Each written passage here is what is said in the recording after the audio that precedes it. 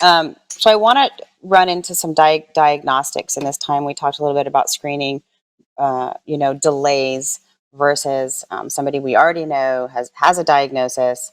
Um, are you more likely in these times, or is this also dependent on the patient, to do a bronchoscopy, as you said, and go for a solid tumor biopsy, or are you using liquid biopsies more often these days, just to sort of mitigate risks? Well, that's another question where there's no simple answer. I guess there aren't too many in lung cancer where there are simple answers, but I think that depends on the situation where you are as a patient, and I mean what your location is. In some institutions, let's say one of those big East Coast institutions that I was talking about, which has had a horrible problem with COVID, all of their pulmonary physicians, which would do the bronchoscopy, are all in the ICU trying to help with COVID patients. Do you see what I'm saying? So they may be less available. On the other hand, a radiologist in that institution may still be able to do an interventional biopsy, a CT guided biopsy. So it depends on the situation.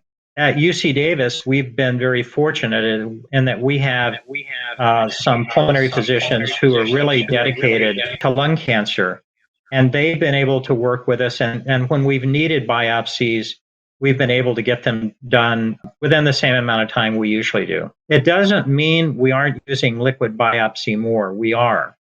And in fact, later this year, we will have a workshop sponsored by ISLC, our International Association for the Study of Lung Cancer, in September on this very subject, the 2-day workshop, so that we can bring all physicians and interested parties up to date on when would we substitute a blood test for a biopsy.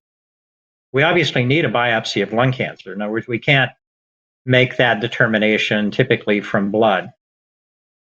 But when do you rebiopsy versus doing a blood circulating tumor DNA? More and more, we have situations in lung cancer where the answer is blood first.